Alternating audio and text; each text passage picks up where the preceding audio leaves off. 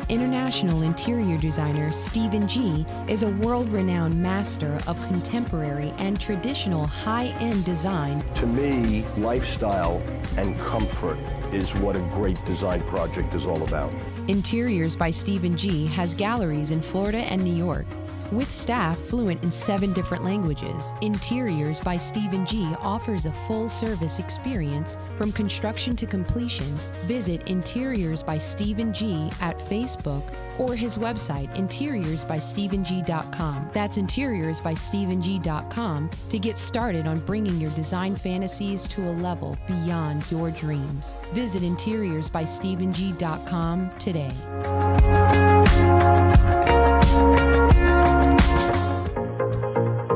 For women, success is an entirely different game. Our goals are huge, and so are our responsibilities. There is work and there is play, health, friendships, and romance. The question is, how do you call all the shots and never lose sight on what it means to be a woman?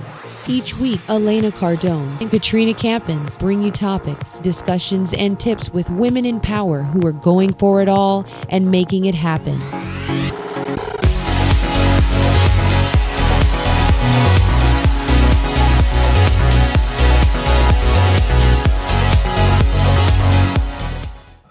Hello and welcome to another episode of Women in Power. Whip. We have Katrina Campins here. You can follow her on Twitter at Katrina Campins. I'm Elena Cardone and can be followed at Elena Cardone. You're watching Whatever It Takes Network. We're very excited to be here. Today, I wanted to talk about travel because I just went on a trip. It's the first time I traveled with my husband on a trip since like 10 years ago. Like the first time? Really? Well, I mean, we've taken small little trips, but this was a week, and to me, that's a long time. And it's the first time I've left the kids. And how was that? You know, it was so easy. I can totally do it again. And before, I'm like, I can totally do it again. But before I went, I had such anxiety. I didn't want to leave the kids. I was a wreck. Mm-hmm. But after I came back, I feel like it was the best thing, not only for me, but for them as well, because I feel like they got to have a little break from me. Right. And then now that I'm back, I'm more refreshed. I feel like when they pull their little shenanigans, it kind of just goes through me. I have more patience. How many times did you call them while you were over there a day? Oh, only once, because when I was in Moscow, I was in Russia. It was like 9 hours ahead, and then when I was in Paris, it was 6 hours ahead. So we weren't kind of on the same schedule. Plus, I didn't want to. I thought if I got in touch with them, they would cry and act up. Yeah. So I kind of thought it would be best not to. But the trip for me was so refreshing. Because it gave me an opportunity to be with Grant without the kids, to be outside of the environment. So we had an opportunity to kind of fall in love all over again and splurge on that and just like, you know. So it was 10 years ago that you traveled? Yeah, because we went on our honeymoon. We did 2 weeks in Italy, and that was fabulous. But we haven't just done something for ourselves like this since then. And I really realized that it was way too long.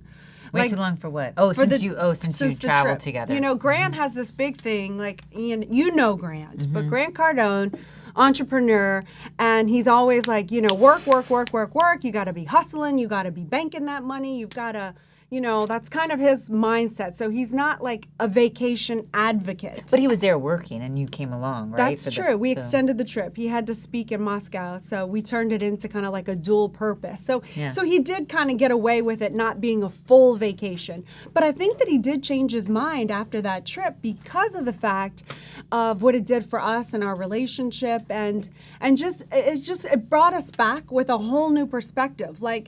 Like he loved the aesthetics of Paris and the people and the food and everything was just so beautiful. And yet when we came back, he was like, you know, I really appreciate just being able to drive my own car. Yeah. I'm like, I'm glad you appreciate it, because if you've ever been in a car with Grant Cardone, we don't all appreciate it. But it got you thinking, right, about women and traveling and exploring different cultures and getting to know.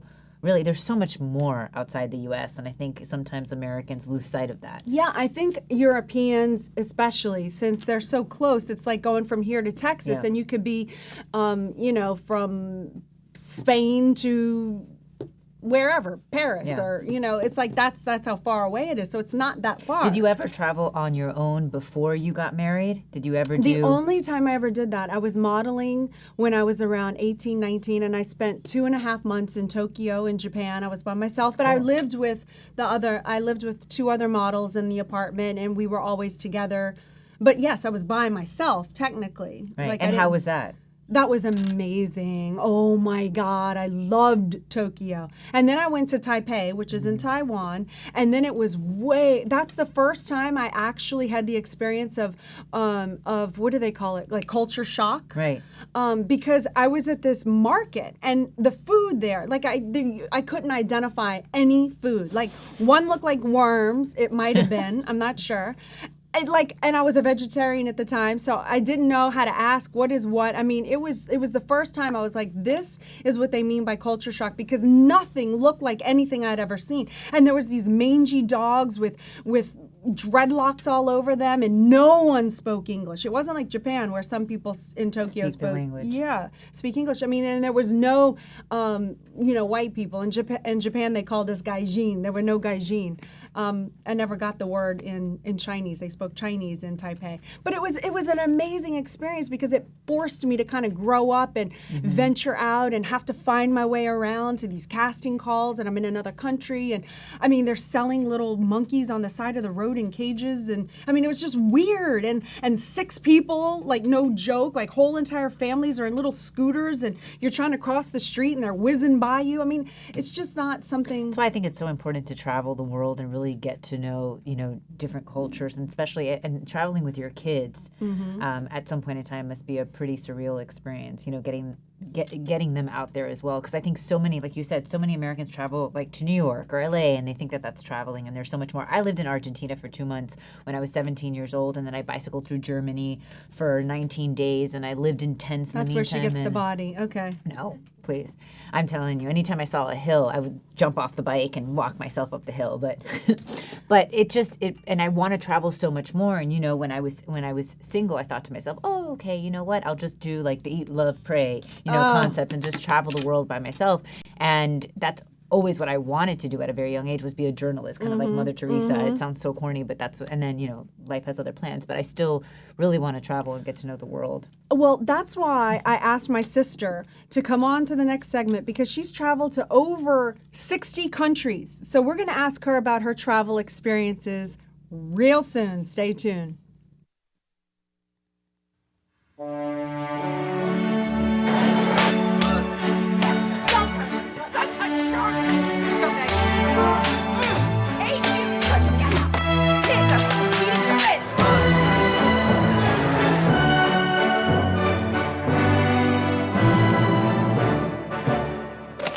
Hey, Kenny. What happened to your face?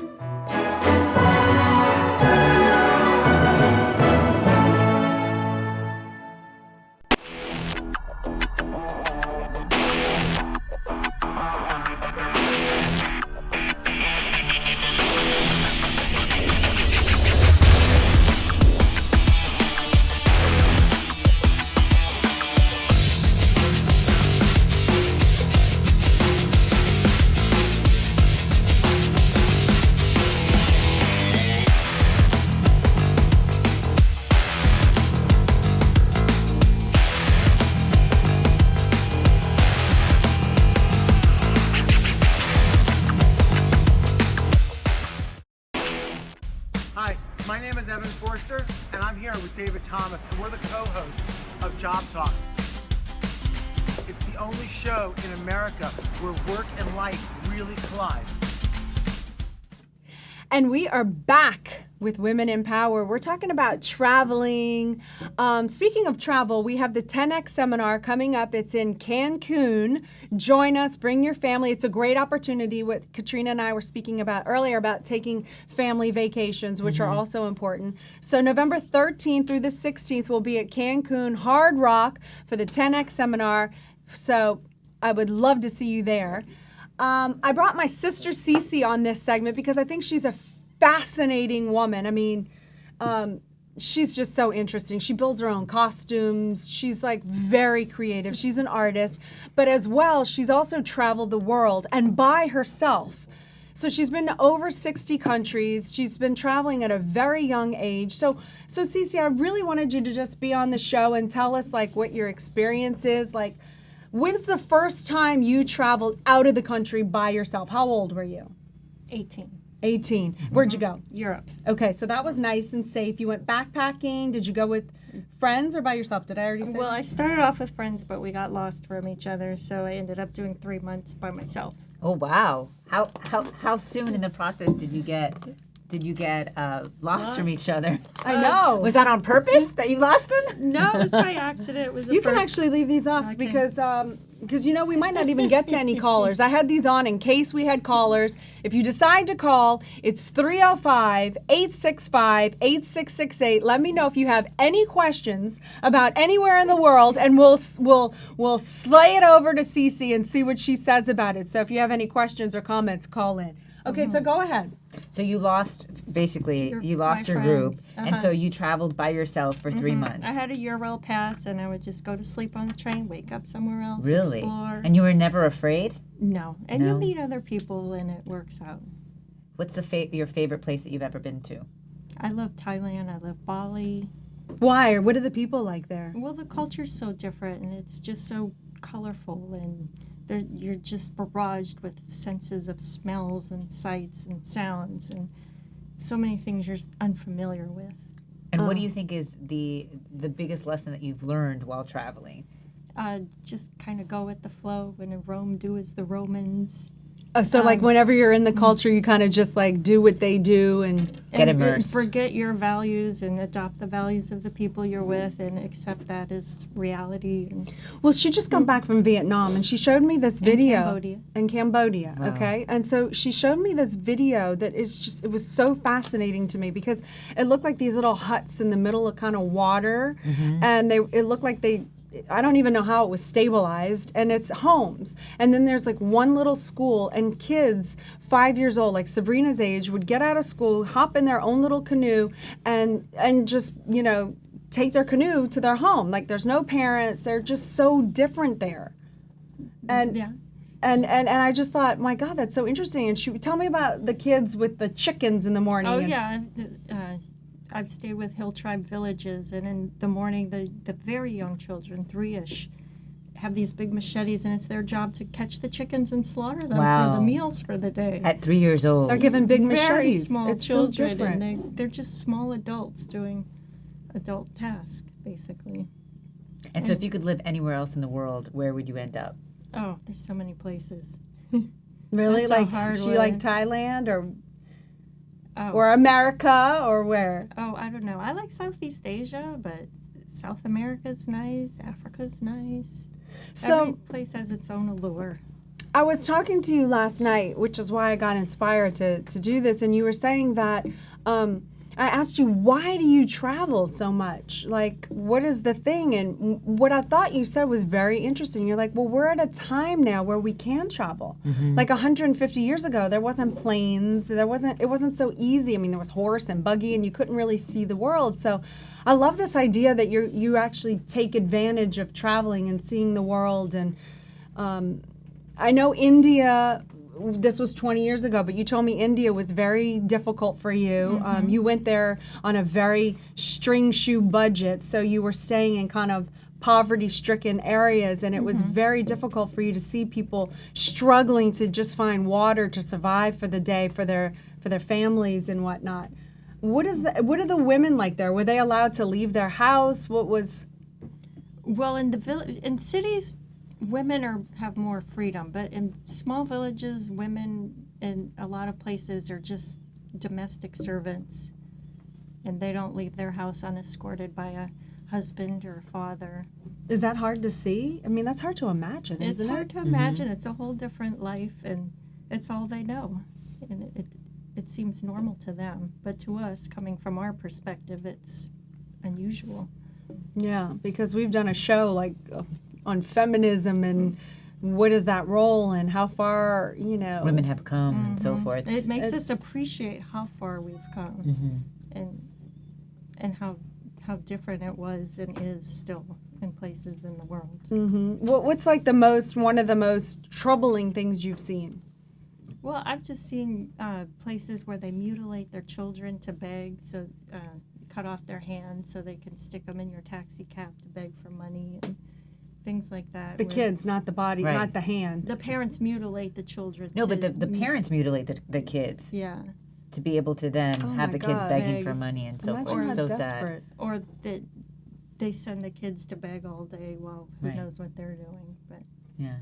it's just. I mean, these are different the from what lows. we're I know. used I to. know you've seen the highs. I mean, Yeah. when Grant and I traveled, the opposite end of the spectrum was like, we're in Paris. It's the fashion place of the planet. I have to go to Chanel, and I'm in Chanel shopping for a purse, and then I talk to Cece, and I get a completely different perspective. I know you're just talking about this specific trip. I know you've had other amazing experiences and walked in volcano eruptions and whatnot, and I mean you've seen some fascinating things, but it does put things into perspective for me. Like, when you come home from these places, do you feel empowered? Like, how does it change you? Why would you recommend that women especially see the world? How does it change you?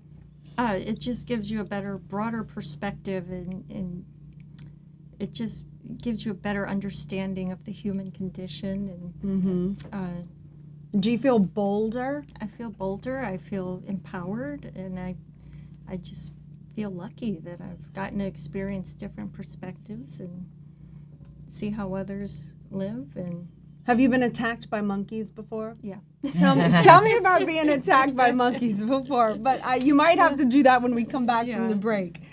But I think it is just so fascinating hearing Cece's stories. I know we won't even get to all of them, of course, because you have so many, but I just think it's so important. Is that when you feel the most empowered, like when you're traveling? yeah, and you just have stories to tell.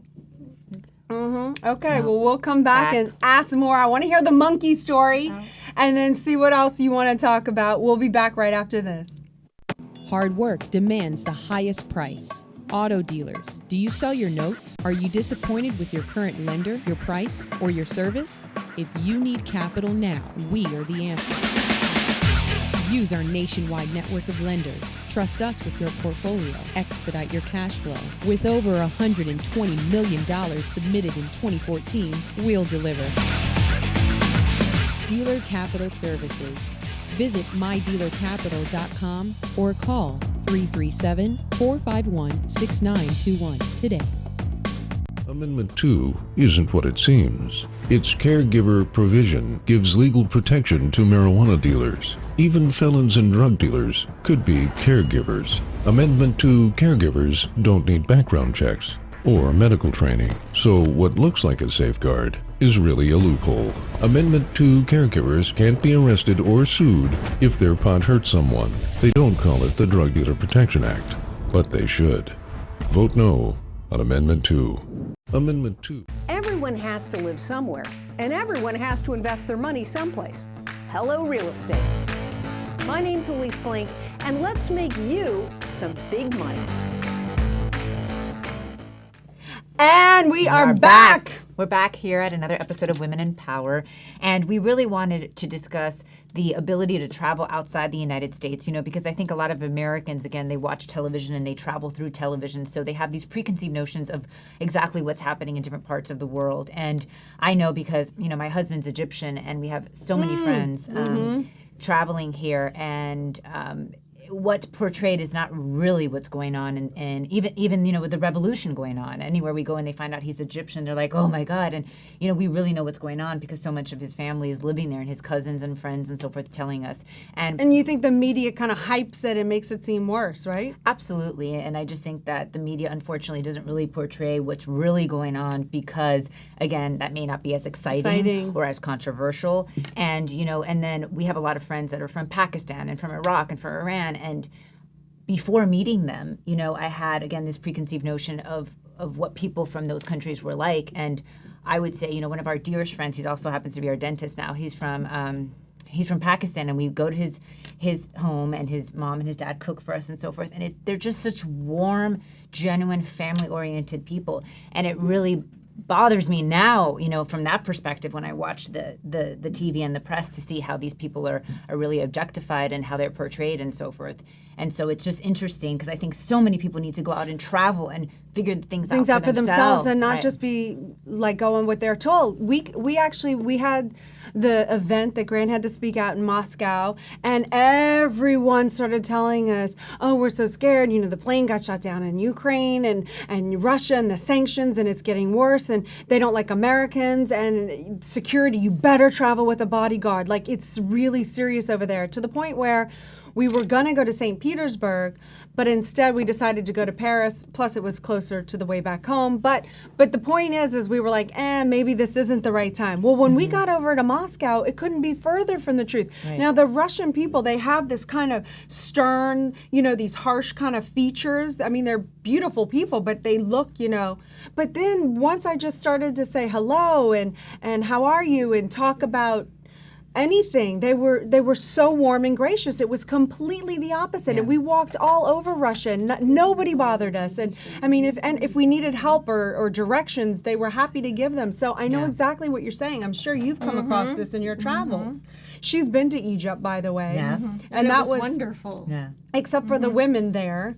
And some of them are still covered, but so many of them are not covered. It's a choice that they make, and and then also this idea that they have 5 wives and so forth. I remember when my husband first proposed to me, I was filming a television show, so of course people all had an opinion, and they would send me these tweets with women that's covered. Are you ready for this kind of life? And it's like, oh, come on now, that's so horrible. Like it's and it would infuriate my husband, because first of all, he doesn't even it's such a stereotype. It's such a stereotype. And so I think that's the same, stereotype that people have about Americans, or about, I'm Hispanic, so about Cuban families and so forth. But that's why I think it's so important to really go outside your comfort zone and learn about these different cultures and so forth. So does it make it easier when you come home from these travels to like just walk up to someone and introduce yourself?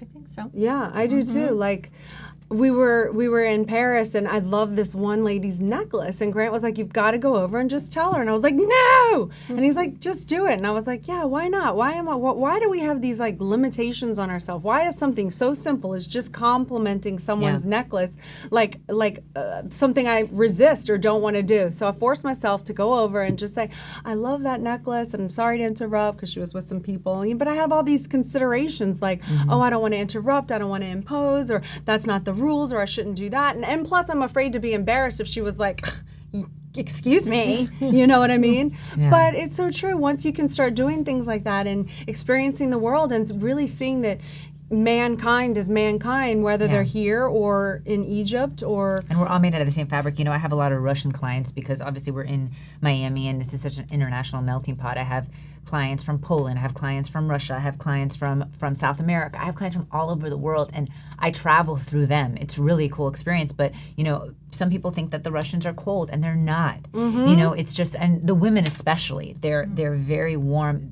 The men, again, are a little bit more just structured, when it comes to that, but it comes down to culture and so forth. So it's interesting, and I really want to eventually just travel the world and really get to know more and more cultures. For me, I really think it's important for women to just, especially if you're stuck in a rut or like your routine or your comfort zone, or you feel like you can't get to the next level. I mean, I really saw the importance and value of a vacation, if that's what you want to call it, but just going outside of yourself and your own little world and putting your attention on other people and other cultures and taking the time to really like understand an environment can really, I think, just be that one little thing that you need that might just push you up to the next level to come back to where you can actually confront your boss and say, I think I'm worthy of a raise because of this. I put, my all my qualifications, whereas before you might like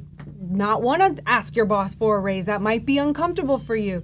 But you go, you travel, you do something, you come back, you're like, hey, you know what? Yes, I see my worth. I see my value. I am an asset to the company. I'm going to ask for what I'm worth. You know, and along those lines, it's interesting because we were talking about, you know, today we were doing hair and makeup, by the way, by Dry Deluxe. They do our hair and makeup every session. And we were talking about how women are so afraid to ask for a raise or to ask for certain things. And, you know, I got to a point where in my 20s, first of all, I did everything for free. It was like, or whatever. Yes. And then you get to a point where you're like, no, I have my bills, I have my worth, and this is how much my time. And if you don't like it, tough. You know, and it's really understanding your own worth. And now people try to negotiate with me on a day-to-day basis, you know, and I get heated because I'm like, you don't go to the doctor and you don't ask for a discount. You know, you don't go here and you don't ask for a discount. And so I'm very, you know, strong in my worth and my truth, and I understand my value. And I think in order to get the same pay as men, you know, to get to that level, women need to understand that and fight for themselves. You know, we had another young lady on our show, which, and we'll get to that episode later on because we pre-recorded it, but she was telling us, you know, that she basically has to understand that too, her worth, and be able to ask for certain things. So yeah, I think it's very important because... And then people say, when you're doing that, people are like, oh, you're so difficult. No, you're not difficult. If a man was doing that, you know, he wouldn't be deemed as difficult. And so I've really understood that this is just, and you have, time is so precious, you know? And I really feel like the more you can prove your asset to yourself, to the company, to your clients, your customers, I don't think people really balk at paying more, like when they really see the value. But you really have to be firm in what you are and know what you bring to the table to then to just be able to say, this is what I'm worth and this is what I can do. You know, we're so fortunate. That's one of the things, like from being abroad and talking to Cece as much as I did last night about all of her trips, and you know, in Egypt, and you know, she did experience, or India, where they hold her hand and it's very uncomfortable for her because we don't just walk around holding other women's hands that you don't know, but they do because they hang out in rooms because, you know, not in the main cities, but like she said, in like the in little the village villages, and so forth. they have to be escorted by a man. So the women formed these really like intimate bonds, and they're with each other. So they helped her a lot, and she's like, my hand was sweating, and I had to hold their hand, but they took her in. That's my point. It's like women are very. We're a beautiful species, but it also makes me appreciate that we have that here, and even if we go out and can kind of help other women to kind of get a clue and kind of evolve as well. I mean, ideally, that would be just awesome. Yeah, absolutely. And we can learn from that, you know, especially from the Indian culture where women empower each other and help each other and so forth. So absolutely. And then, you know, and if you're single, don't be afraid to travel on your own. You know, you don't have you met any men on your travels? Oh, yeah.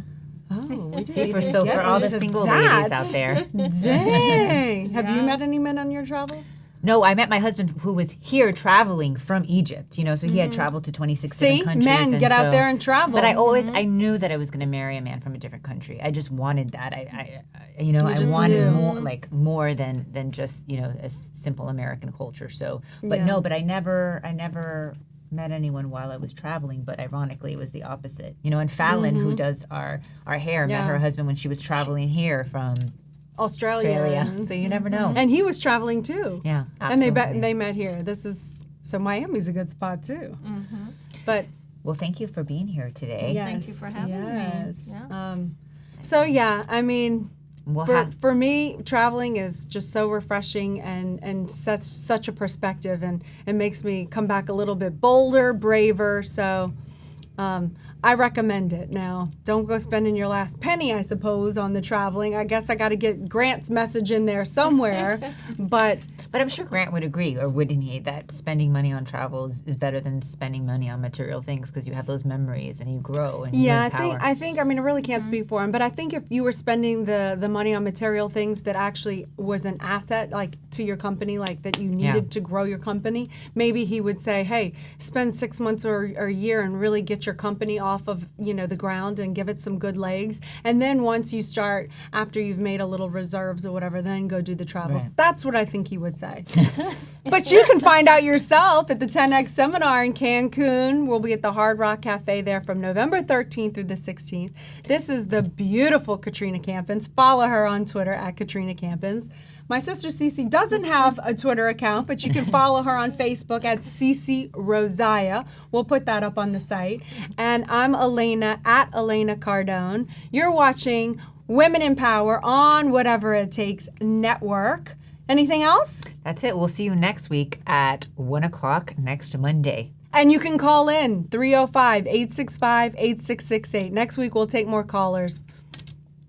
That's a wrap. New York Times bestselling author and self-made multimillionaire entrepreneur Grant Cardone has partnered with the Hard Rock Hotel to bring you 10X Your Life at the Hard Rock Hotel Cancun. Reward yourself as you play hard at this all-inclusive luxury experience, and you'll work hard participating in See Grant seminars live on November 14th and 15th. These unique seminars were created to help you learn to 10X your finances, 10X your social media, 10X your business, and 10X your life. Visit 10xseminar.com to book your 10X experience now for rates starting at $463 per night for 3 nights. Seminars, meals, and beverages are included. Stop settling. 10X your finances, reach your dreams, 10X your business, and 10X your life. Take action and go to 10xseminar.com now to book your 10X experience at the Hard Rock Hotel Cancun. New York Times bestselling author and self-made multimillionaire entrepreneur.